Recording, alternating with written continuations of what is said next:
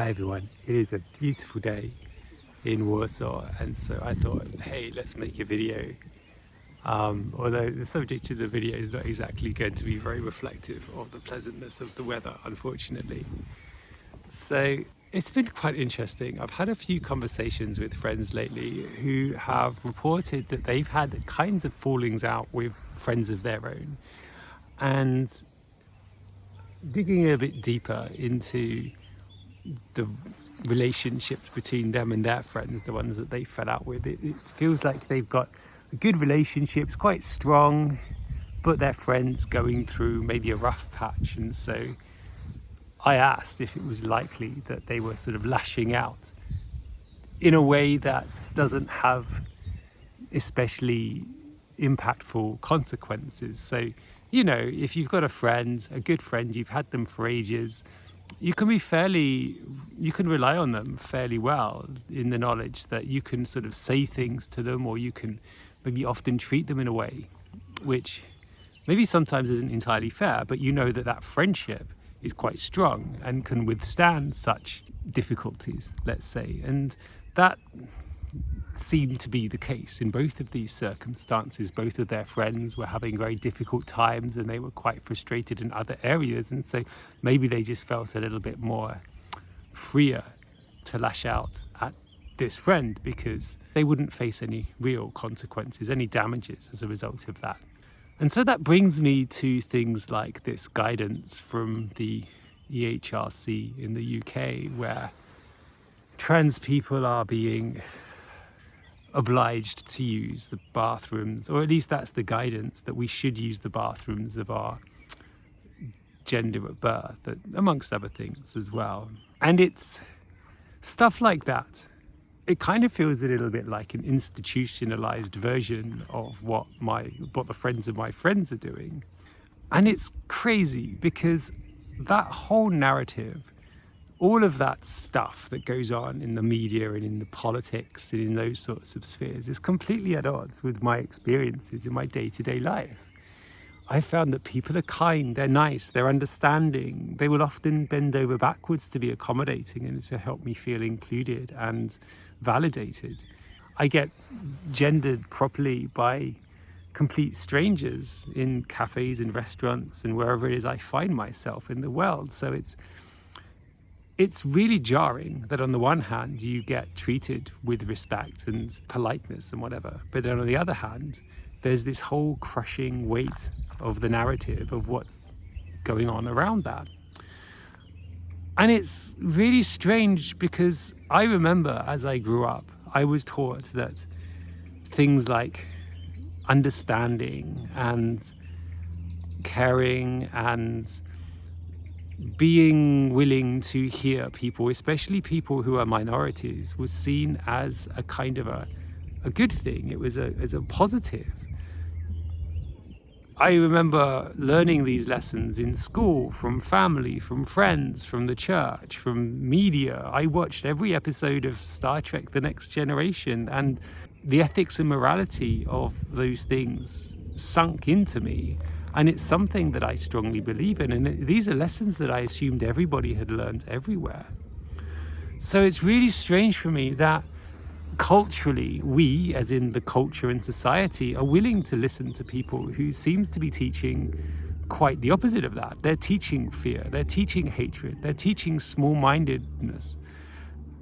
And it's strange that they're given such airtime, really. And then, as a result of that, we're allowing ourselves to become more excluded, more divided, more hate-filled, fearful, and suspicious of fellow people. These are people that I was always told that if you were to sit down with almost anybody and just chat, you would find ways where you can learn about where you've got similarities, because ultimately we're all human.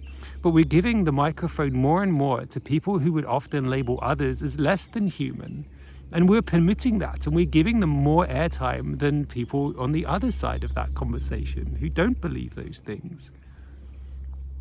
And oftentimes the sorts of things that they throw, especially at trans people, it's like the worst things that you can accuse a person of. I mean, child abuse, sexual abuse, bringing down civilization, the list goes on. And it's horrifying, and that gets repeated over and over and over again to the point where it becomes almost like a kind of mantra. And it's difficult for you to not hear that and start internalizing that. Is this true? Is it something that is true of me? And so you start to worry and you wonder. It's like, well, I don't see any of those things in myself. And so you get to the point where you're at your lowest, and it's there where you're probably at the most honest with yourself. You see all of the flaws, you see all of your mistakes, you see every time that you've erred, every time that you've maybe put yourself ahead of other people, the times that you've lied and cheated and maybe even stolen, perhaps even worse. But then, do you find any examples or evidence of the things that they're accusing you of? Absolutely not. Child abuse, sexual abuse? No, none of those things are there, so it can't be true. But even so, you try to find evidence and proof that all of those things, the cause of those things isn't true. I'm not trans. You look for those bits of evidence. You read, it can't be true. I cannot be trans. I can't be. It's a horrifying idea, because look what that means in terms of how people see me and perceive me. But then every night you fall asleep wishing that you would wake up in the body of somebody else. You look around you and the world is in black and white, in shades of grey.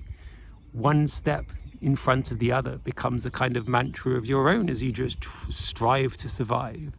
Living isn't about thriving, it's just about getting to the next day, and then the next day, and then the next day, and then the next day. Despite everything that you do to try to push the idea that you're trans out of your mind, the one solitary idea keeps you awake in the middle of the night. You know what's true and you know what's right. You know who you are. And so because of that, you fall into cycles of regret and despair, wishing that you'd done more, wishing that you'd done things differently in the past. You look to what's happened years and years ago in your history, trying to look for ways to think about how things could be different today. But of course, the past is the past, and you can never get there.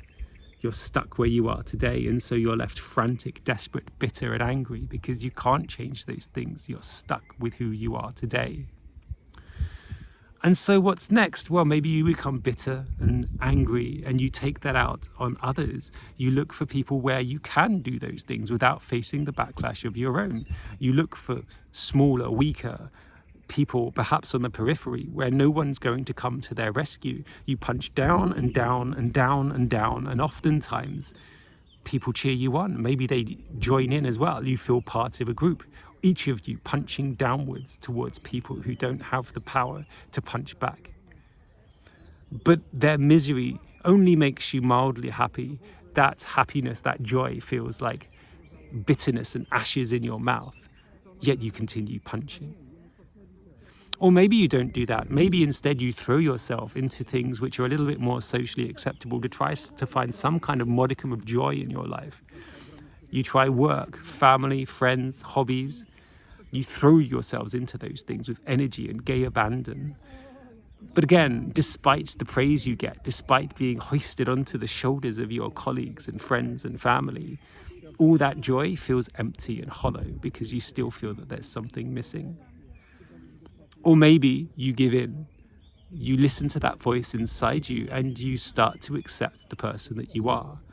Bit by bit, like you're gently easing yourself into a really hot bath, you start to give in to that idea. You accept that identity, you accept who you are. And slowly but surely, you look around yourself and you realize that the world is suddenly full of color, an explosion of greens and reds and orange and purples and pinks and colors that I can't even have a vocabulary to describe. It's beautiful. Your life is full of joy. And then you look around you and you see all of the people who are striving to take that joy away from you. What are you left with? What do you do? What's next when it looks like that conversation is not an option? What can you do? Anyway, that's something bouncing around my head today. I'm not exactly in a fantastic place when it comes to the world at large. It feels like that happiness and joy that I feel within myself when it comes to this acceptance of who I am is protected by such a thin membrane, and it's threatened by so many external factors.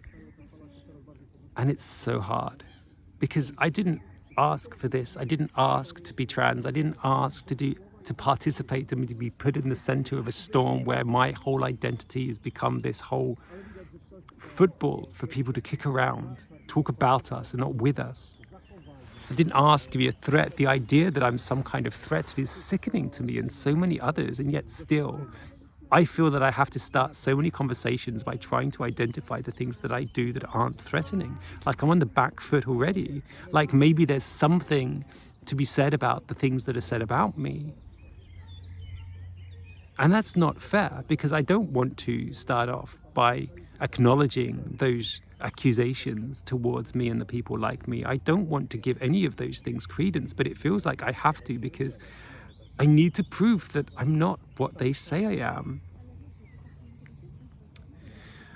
I tried recording a video about faith, because ultimately I do actually have a lot of faith in people at large. I need to have that faith because coming out and living my life as a transgender woman requires believing and having faith in the people around me to accept and acknowledge and treat me like a human being, and generally in the day-to-day experiences of my life, that remains absolutely true. But I do worry how long that's going to go on for, because as we see, it's an existential threat that we're dealing with here, and it's incredibly stressful. So there's this weird tension in my life where on the one hand, I don't think I've ever been happier or more satisfied with myself and my existence, but on the other hand, I don't think I've ever been more terrified. Anyway, so that's where I'm at today. Despite the sunshine, despite the warmth, despite being in this beautiful place, it's difficult for me to get my head away from all of these things. So it's nice for me to sit down and talk about these things with you. So thank you for listening. If you'd like to support my channel, I would really appreciate it. And there's a buy me a coffee link that I'll add here or in the descriptions below. Otherwise, if you feel you've got a little bit of extra cash rattling around, do please make a contribution towards the Good Law Project, because they're going to be doing some really good stuff for trans people in the future. So that would be another thing I ask you to do if you've got a little bit of extra money that you don't know what to do with. Otherwise, take care, all the best. I'll see you later, and have yourselves a wonderful week. Goodbye.